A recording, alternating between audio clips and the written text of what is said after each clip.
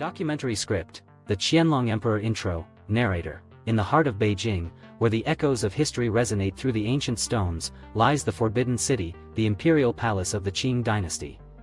Here, the air is thick with the scents of incense and the whispers of ancestors. This is a place where power and artistry merge, where the past intertwines with the present, and where one man's reign would illuminate a golden age in Chinese history. Narrator. This is the story of the Qianlong Emperor, the sixth ruler of the Qing Dynasty, a man whose reign lasted for an astonishing 60 years, from 1735 to 1796. A time when the splendor of the empire reached its zenith, and culture flourished like the blooming of cherry blossoms in spring. Part 1, Introduction to the Qianlong Emperor. Narrator. The Qianlong Emperor, born Eisen Joro Hongli, was no ordinary monarch. He was a connoisseur of art, a lover of literature, and a fierce warrior. Under his guidance, China flourished, expanding its borders and embracing the arts with fervor. To the people, he was not just a ruler, he was a living embodiment of the harmonious balance between heaven and earth. Narrator. But beneath the surface of this idyllic reign lay a complex figure. The Qianlong Emperor was a man of contradictions, an enlightened patron of the arts and a staunch defender of tradition. His reign was marked by a profound appreciation for culture, yet it was also plagued by the shadows of imperial ambition and the heavy burdens of governance. Narrator. In his quest to solidify power and expand the empire, he engaged in military campaigns that would stretch the limits of the Qing dynasty. Yet, it was not merely through conquest that he sought to leave his mark, it was through the promotion of the arts and the celebration of Chinese heritage that he would etch his legacy into the annals of history. Part 2, Early Life and Ascension to the Throne. Narrator. Born on September 13, 1711, in the imperial palace of Beijing, Hongli was the fourth son of the Yongjing Emperor.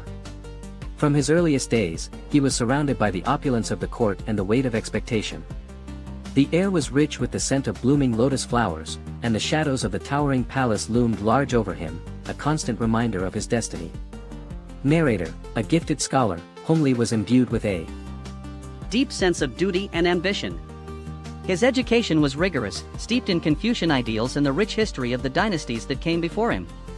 As he absorbed the wisdom of the ancients, he began to forge his own path, preparing for a future that would demand both intellect and strength. Narrator. In 1735, the unthinkable happened. The Yongjing Emperor, a man known for his iron will and unyielding determination, passed away. The court was engulfed in mourning, yet amidst the sorrow, a new chapter was about to unfold. Narrator. At the age of 24, Hongli became the Qianlong Emperor, a name that would resonate through time. As he took his oath, vowing to uphold the mandate of heaven, the air crackled with anticipation. The young emperor stood before his court, his heart racing, aware that the hopes of a vast empire rested upon him. Narrator. With a vision that spanned far beyond the confines of the palace walls, the Qianlong Emperor sought to elevate China to new heights. He would not only inherit a legacy but would strive to surpass it. His reign would witness a flourishing of culture and intellect, as he encouraged scholars, artists, and craftsmen to explore their creativity, unearthing treasures that would define an era. Narrator. Yet, with every stroke of the brush and every victory fought, the Qianlong Emperor would grapple with the dualities of his role, between the pursuit of greatness and the responsibilities of leadership. As the sun set on his early reign, the stage was set for a transformative era, one that would forever alter the course of Chinese history. Part 3, Cultural Flourishing and Innovations. Narrator. As the Qianlong Emperor ascended further into his reign, the cultural landscape of China flourished like never before. It was a time marked by an effusion of creativity, where art, literature, and philosophy came together in a harmonious symphony, echoing the grandeur of the imperial court. Narrator. The emperor's love for the arts was unmatched. He personally commissioned works that showcased the brilliance of Chinese craftsmanship, ensuring that the legacy of his reign was etched in the annals of history. The Qianlong Emperor was not only a patron of the arts but also a prolific creator, producing poetry that captured the spirit of his age. His verses spoke of beauty, nature, and the virtues of Confucianism, reflecting a ruler deeply aware of his cultural heritage. Narrator. Yet, beneath this vibrant tapestry of cultural innovation lay a more complex narrative. The emperor's desire to promote a unified Chinese identity often translated into a suppression of regional diversity. Ethnic minorities, especially the Mongols and Tibetans, found themselves under increasing pressure to conform to Han Chinese norms. The Qianlong Emperor's vision of cultural flourishing, while grand, often masked a more intricate relationship with the diverse peoples of his empire. Narrator, the emperor sought to integrate these regions into the larger narrative of the Qing Dynasty, employing a blend of diplomacy and coercion. This approach, though effective in expanding imperial control, sowed the seeds of discontent that would later bubble to the surface. In his quest for cultural unity, the Qianlong Emperor inadvertently set in motion the very forces that would challenge the Qing Dynasty in the years to come. Narrator, despite these complexities, the era was also a period of technological advancements and exchanges. The Qianlong Emperor welcomed foreign influences, importing ideas and technologies that would enrich Chinese culture. The introduction of Western painting techniques, for instance, led to a unique fusion of styles that would redefine traditional Chinese art. Narrator, this cultural interplay was not merely about aesthetics, it was a reflection of the emperor's desire to position China as a preeminent power on the world stage. By embracing innovation, the Qianlong Emperor aimed to ensure that his empire remained relevant in an increasingly interconnected world. Narrator, yet, amidst this cultural renaissance, a question lingered: at what cost did this flourishing come? The emperor's policies, while aimed at unifying China, often overlooked the rich tapestries of regional identities.